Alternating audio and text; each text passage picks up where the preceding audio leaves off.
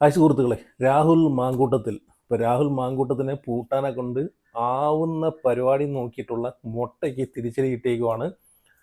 മൊട്ട അറിയായിരിക്കുമല്ലോ, പറയേണ്ട കാര്യമില്ല. റിപ്പോർട്ടർ ചാനലിലെ മൊട്ട പോലീസിനെക്കാളും വെല്ലുന്ന രീതിയിലാണ് മൊട്ട ഓരോ കാര്യങ്ങൾ ഇവിടെ രാഹുൽ പോയിട്ടുള്ള വഴികൾ, രാഹുൽ ഒളിച്ചിരുന്ന സ്ഥലങ്ങൾ എല്ലാം പോലീസ് അന്വേഷിക്കുന്നതിനേക്കാളും മുമ്പെയാണ് മൊട്ട അന്വേഷിച്ച് ജനങ്ങളിലേക്ക് എത്തിച്ചുകൊണ്ടിരുന്നത്. അപ്പം മൊട്ടയ്ക്ക് ഏറ്റവും വലിയ തിരിച്ചടിയാണ് ഇപ്പം മൊട്ടയ്ക്ക് കിട്ടിയത്.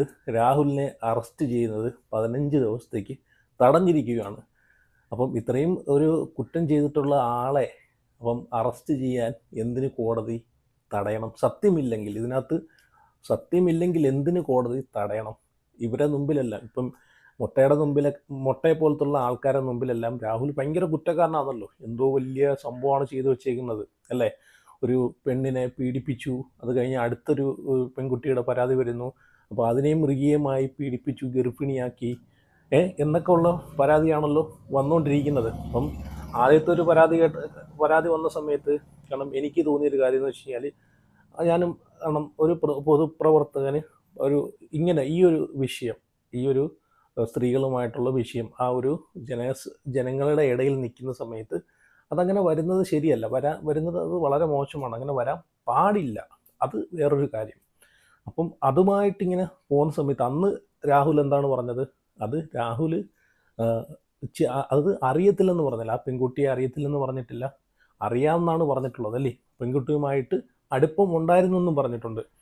അപ്പം പിന്നെ അത് കഴിഞ്ഞിട്ട് ഇപ്പം വന്ന പരാതിയിൽ രാഹുൽ മാങ്കൂട്ടത്തിൽ നല്ല ഉറച്ചു തന്നെയാണ് നിൽക്കുന്നത്. അത് കള്ളപ്പരാതിയാണ് എന്ന് പറയുന്നുണ്ട് അല്ലേ?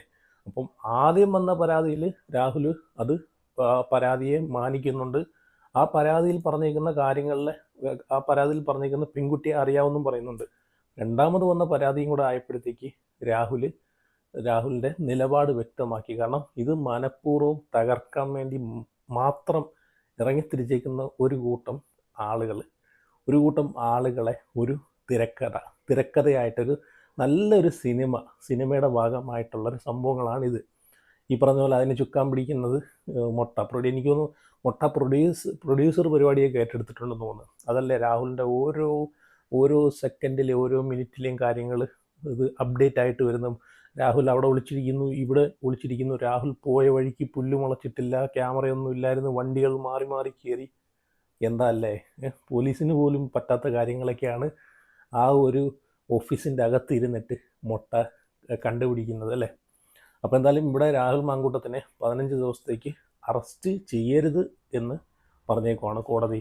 അപ്പം എനിക്ക് ഇഷ്ടപ്പെട്ടൊരു നേതാവ് തന്നെയായിരുന്നു രാഹുൽ മാങ്കൂട്ടം എന്ന് കരുതി ഇപ്പോഴും അല്ലെന്നല്ല. പക്ഷേ സത്യം എന്നൊരു കാര്യമുണ്ട്. പക്ഷേ അയാൾക്കും കൂടെ സംസാരിക്കാനുള്ളൊരു അവസരം കൊടുക്കണം.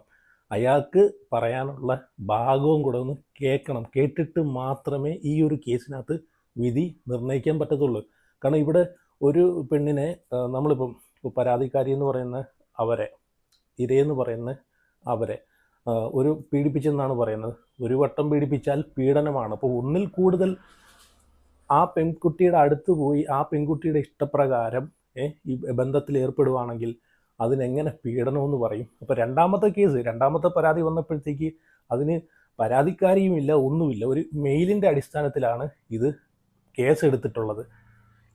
ഒരു തെളിവുമില്ലാതെ എങ്ങനെ കേസെടുക്കും?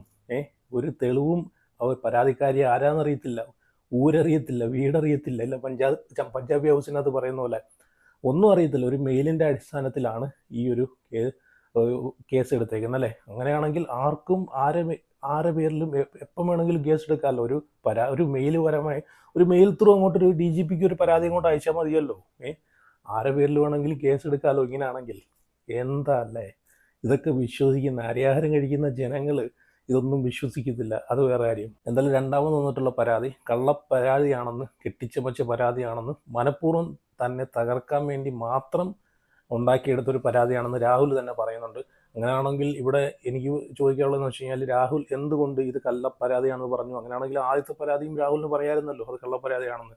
പക്ഷേ ഇപ്പം വന്ന പരാതിക്കകത്ത് ഒരു കഴമ്പും ഇല്ലാത്തതുകൊണ്ടാണെന്ന്, വെറും രാഹുലിനെ തകർക്കാൻ വേണ്ടി മാത്രം, രാഹുൽ എന്നൊരു നേതാവിനെ, വളർന്നു വരുന്നൊരു നേതാവിനെ, നാളെ കേരളം ഭരിക്കുന്നൊരു മുഖ്യമന്ത്രി വരെ ആകാൻ കഴിവുള്ള, കേപ്പബിളുള്ളൊരു മനുഷ്യനാണെന്ന് മനസ്സിലാക്കിക്കൊണ്ട് മാത്രമാണ് രാഹുലിനെ തകർക്കാൻ വേണ്ടി ഇപ്പം ഈ ഒരു പരാതിയും കൂടെ കൊണ്ടുവരുന്നത്. ഇനി വരും, ഇനി 2 വരും, 3 വരും, കുറച്ചുകൂടെ ഒന്ന് സ്ട്രോങ് ആക്കാൻ വേണ്ടിയിട്ട്. കാരണം ഈ ഒരു ഇലക്ഷനൊക്കെ തീരുന്നത് വരെ ഇതൊക്കെ ഇങ്ങനെ വന്നുകൊണ്ടേയിരിക്കും. ഇലക്ഷൻ കഴിയുമ്പം പിന്നെ ഇതൊന്നും നമ്മൾ കാണാനും പോകത്തില്ല, കേൾക്കാനും പോകത്തില്ല. അതങ്ങനെയാണ്.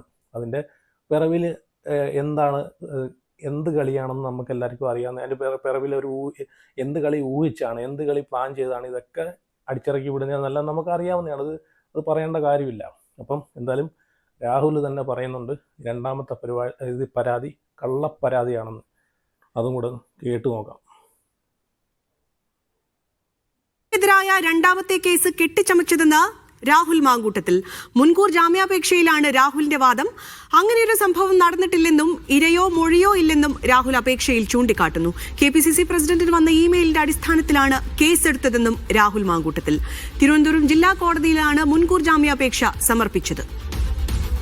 കഴിഞ്ഞ ദിവസമാണ് KPCC പ്രസിഡന്റിന് വന്ന പരാതിയിൽ അത് ഒരു കേസ് രജിസ്റ്റർ ചെയ്യുന്നത്. ആ പരാതി പരിശോധിച്ചതിന് ശേഷം പോലീസ് അത് പ്രഥമ ദൃഷ്ട്യാ തന്നെ നിലനിൽക്കുന്നതാണ് വ്യക്തമാക്കിയാണ് രാഹുൽ മാങ്കൂട്ടത്തിനെതിരെ ബലാത്സംഗ കുറ്റം ചുമത്തി കേസ് രജിസ്റ്റർ ചെയ്തിരുന്നത്. അതിന് ആണ് ഇപ്പോൾ മുൻകൂർ ജാമ്യവുമായി രാഹുൽ മാങ്കൂട്ടത്തിൽ തിരുവനന്തപുരം ജില്ലാ കോടതിയെ സമീപിച്ചിരിക്കുന്നത്. ആ ജാമ്യാപേക്ഷയിലാണ് രാഹുൽ ഇങ്ങനെ ഒരു സംഭവമേ നടന്നിട്ടില്ല എന്ന് പറയുന്നത്. ഇത് തീർത്തും കെട്ടിച്ചമച്ചുണ്ടാക്കിയ ഒരു കേസാണ്. ഈ കേസിന് ആധാരമായ സംഭവം എന്ന് പറയുന്നത് ഞാൻ നേരത്തെ പറഞ്ഞതുപോലെ KPCC പ്രസിഡന്റിന് ഒരു മെയിൽ വരുന്നു, അത് DGPക്ക് കൊടുക്കുന്നു, അതിനുശേഷം പ്രത്യേക അന്വേഷണ സംഘം പരിശോധിക്കുന്നു. കേട്ടല്ലോ, രാഹുൽ ഉറച്ചു തന്നെ പറയുന്നുണ്ട് ഈ പരാതി കള്ളപ്പരാതിയാണ്, ഇതിനകത്ത് ഒരു കഴമ്പും ഇല്ലാത്ത പരാതിയാണെന്ന് പറയുന്നുണ്ട്. ഇവിടെ പരാതി കൊടുക്കുന്ന പരാതിക്കാരില്ല, ഒന്നുമില്ല. ഞാൻ ആദ്യം പറഞ്ഞ പോലെ ഒന്നുമില്ലാതെയാണ് ഈ ഒരു പരാതി എടുത്തേക്കുന്നത്. എങ്ങനെയാണ് ഒരു തെളിവില്ലാതെ, അല്ലെങ്കിൽ അതിന് വ്യക്തമായിട്ടുള്ള ഒരു കാരണമില്ലാതെ, അല്ലെങ്കിൽ ഒരു തെളിവുമില്ല, തെളിവാണ് ഇനി എന്തിനും ഏതിനും തെളിവാണ് പ്രധാനം, അല്ലേ? ഒരു തെളിവും ഇല്ലാതെ പരാതിക്കാരി ആരാണ് പോലും അറിയത്തില്ല. ആ ഒരു മെയിലിൻ്റെ അടിസ്ഥാനത്തിൽ എങ്ങനെയാണ് ആ പരാതിയുടെ അടിസ്ഥാനത്തിൽ കേസ് എടുക്കുന്നത്, കേസ് ചാർജ് ചെയ്യുന്നത്? ആ ഒരു പരാതി സത്യമാണെന്ന് എങ്ങനെ നമ്മൾ ചിന്തിക്കും? ആ ഒരു പരാതി കിട്ടുമ്പോൾ തന്നെ DGPയുടെ കയ്യിലാണ് ആ പരാതി കിട്ടിയത്. DGP എന്തടിസ്ഥാനത്തിലാണ് അതൊരു പരാതിയായിട്ട് കണക്ക് കൂട്ടിയെന്നാണ് ഞാൻ ആലോചിക്കുന്നത്. കാരണം ഇവർക്ക് അന്വേഷിക്കാമെങ്കിൽ ആ പരാതി വന്നത് ഏത് മെയിലാണ്, ഏത് മെയിൽ ID യിൽ നിന്നൊക്കെയാണ് വന്നതെന്ന് ഇവർക്ക് നല്ലതുപോലെ അന്വേഷിക്കാം, അല്ലേ? നിസ്സാര സമയം കൊണ്ട് ഇപ്പം നമ്മളൊരു സൈബർ സെല്ലിന് അതൊരു പരാതി കൊടുക്കുന്ന സമയത്ത്, ആരെങ്കിലും ഒരു പരാതി, ഇപ്പോൾ സോഷ്യൽ മീഡിയയിൽ എന്നെ അപമാനിച്ചു എന്ന് പറയുന്ന സമയത്ത്, ഒരു കംപ്ലൈൻറ്റ് കൊടുക്കുന്ന സമയത്ത് നിമിഷ നേരം കൊണ്ട് നമ്മളെ സൈബർ പോലീസ് ആ ആളെ പൊക്കുമല്ലോ. അപ്പോൾ എന്തുകൊണ്ട് ആ ഒരു മെയിൽ ID ഇവർക്ക് ട്രേസ് ചെയ്ത് ആ മെയിൽ ID ഉപയോഗിച്ച ആളെ, അല്ലെങ്കിൽ ആ പരാതി കൊടുത്ത ആളെ കണ്ടുപിടിക്കാൻ സാധിച്ചില്ല? എന്തുകൊണ്ട് സാധിച്ചില്ല? അപ്പം ഇതൊക്കെ പ്ലാനഡ് ആയിട്ടുള്ള പരിപാടിയാണ്. ഇതിൻ്റെയൊക്കെ പിറവിൽ ഒരുപാട് കാര്യങ്ങളുണ്ട്. പിന്നെ ഇതിൻ്റെ പിറവിൽ മെയിനായിട്ട് ഇവർ ഉദ്ദേശിക്കുന്നത് വെച്ച് കഴിഞ്ഞാൽ നമുക്കറിയാം, രാഹുൽ എന്നൊരു നേതാവിനെ, ജനങ്ങളുടെ സപ്പോർട്ട്, ഇത്രയും ജനലക്ഷങ്ങളുടെ സപ്പോർട്ടുള്ളൊരു നേതാവിനെ തകർക്കുക എന്നുള്ളൊരു ലക്ഷ്യം മാത്രമാണ് ഇതിൻ്റെ പുറവിലുള്ളത്.